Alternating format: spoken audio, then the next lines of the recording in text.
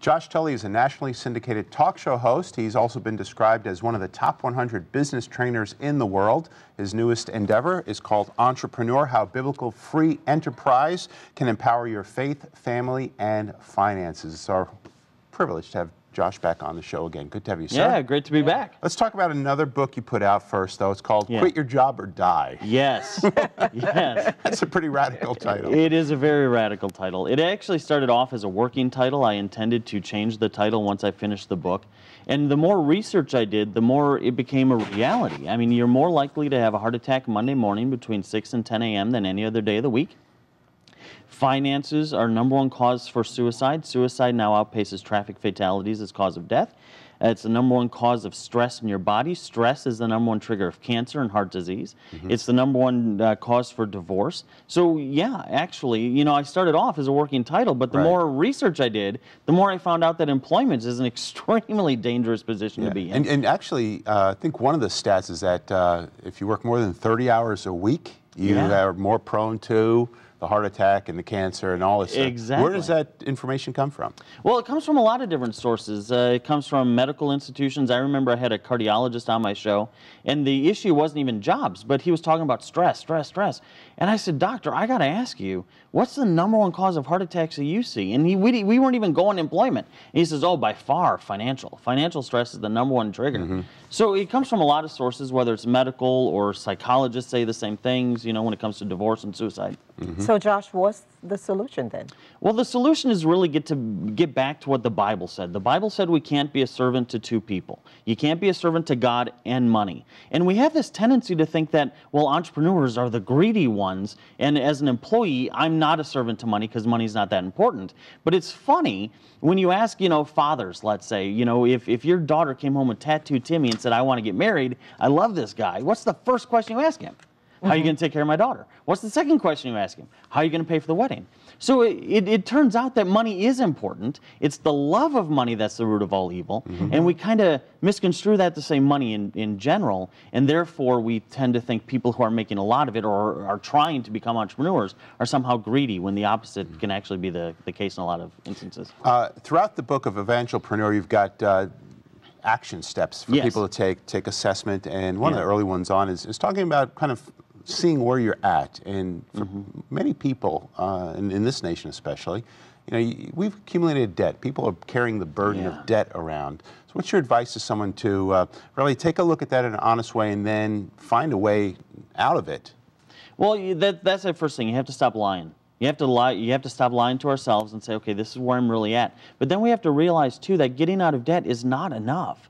We've kind of been taught in Christianity a lot lately that, you know, get out of debt, get out of debt. That's the big goal. That's the big goal. I want to get back to zero. Exactly. Somehow in America, we've gotten to this place where poverty is now celebrated. But it's not just getting out of debt. It's what do you do to actually generate that revenue? And that's the radical shift in thought. Because if you get out of debt now, but you don't change how you actually make money, then 10 years from now, you're in a worse position. Because you can't sell the RV, you're too old to eat the beans and rice and get a second and third job, and hopefully your marriage and your children survive that 2, 3, 4 jobs you were getting to get rid of the debt in the first place. So we really have to address, how do you make money? And once that changes, it actually becomes easier to get rid of the debt. Well, in your project, you also talked about investing in startups. Yes. Do you kind of take readers through that process and how to do that? I think a lot of people are simply uninformed, but they're also afraid or intimidated by the whole investing thing. Well, they are, because we have these stats that tell us, you know, 83% of all businesses fail, so this is a risky thing. But what we don't tell people is 98% of all employment fails. So if you actually compared them, all of a sudden small business becomes a lot less scary. But because we don't hear those stats a lot, we just think, okay, I'm scared to do it. So yeah, we take them through the process of what I call the opportunity basket. You kind of go through and find things that are in your area, your income, that you can be involved in. And then if they actually come to a course and we can get specific, we can actually walk them specifically through, for their instance, what they should be looking at. You know, in Romans, the Bible tells us not to be slothful in business, fervent in spirit, doing the work of the Lord. You know, I find that we have people who are just who simply say, it's just too hard. Yeah. Is that a lie of the enemy? Oh, yeah. Okay. The devil has convinced us that success is somehow harder to accomplish than failure.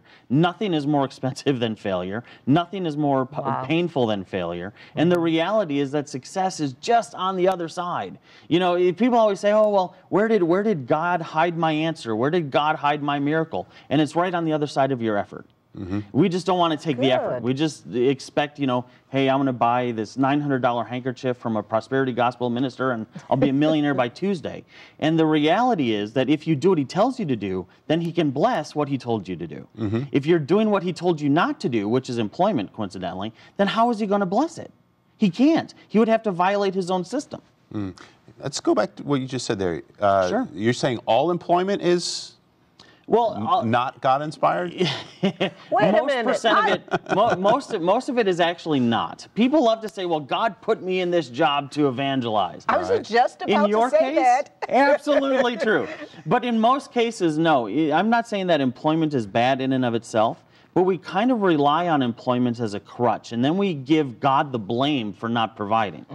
And we say, okay, well, I'm going to be here to evangelize, but the Barna Group did research on this, and they found the vast majority, I'm not sure if it's 8 out of 10 or 9 out of 10, but the vast majority of Christians never evangelize at work anyway. And most places of employment tell you no evangelism, no handing out Bibles or anything at the workplace. So now you're going to be in violation of Romans 13 if you do it, because you're supposed to submit yourself to the authority placed over you, correct? So now that authority is going to tell you don't evangelize, and you're saying God put me here to evangelize. Tell you what, become an entrepreneur, then you can tell anybody you want. It sounds like what you're advocating is that when someone's involved in employment, you're an employee of an employer, that should be really viewed as not the end-all and be-all, but that should be reviewed as maybe a stepping stone or a temporary means of being productive and a place for you then to maybe sharpen your skills or learn from others and then venture out on your own. Oh, absolutely. And that doesn't necessarily mean that venturing out is you doing something 5 days a week. That's the other misconception we have, that if I'm going to start a business, I have to do something Monday through Friday.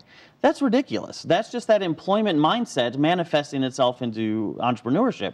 The reality is that even if you took part of your paycheck and started investing into small little startups, because they suggest that we put $5,000 a year away for retirement. Well, if you took that $5,000 and put $500 into 10 startups, you know, a hot dog cart, a window washer, whatever, by the time you get to retirement, you're going to have hundreds of businesses that you're actually part owner of, and you're going to have hundreds of streams of income, as opposed to putting all of your eggs in one sort of mutual fund or a Roth or something that's never going to keep up with inflation anyway. So, Josh, this is a tough question, but does that make you anti-higher education?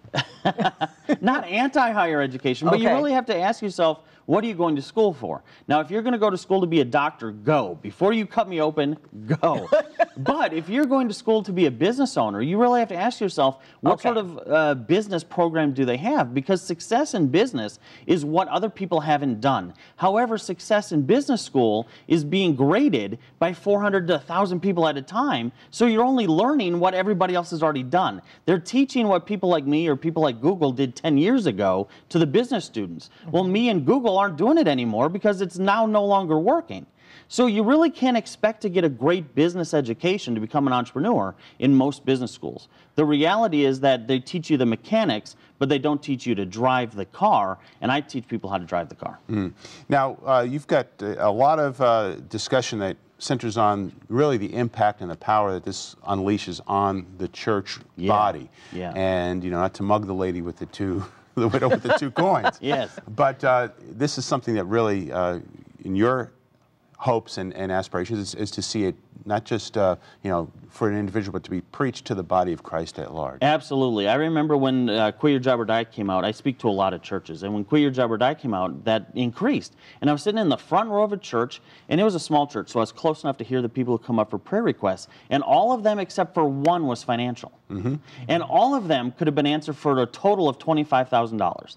And I'm thinking, is this really where we're at? We're at a place where instead of praying for healing eyes that can't see or healing hearts that are hardened to God, most of the financial prayer requests are financially related, and the church isn't teaching how to financially fix it because we're ignoring the topic. We don't talk about it, so we teach people to go out and get employment, knowing that it's a form of servitude, and knowing that it's going to put them in the exact position that they were in when they came in. We're going to finish up here in just about a minute, Josh. So for the person who's just standing and sitting at home or wherever they're watching right now and something's moving on the inside of them, what would you say to do? What's the first thing to do? I would say that pain that you're feeling, I know it's there. I even put in the introduction, this book is going to hurt a little bit, but it's the truth. So the first thing you need to do is I would go to joshtolley.com. We have free resources there, free online classes. You can figure out where you're at and what the next step is. And then once you do that, pray.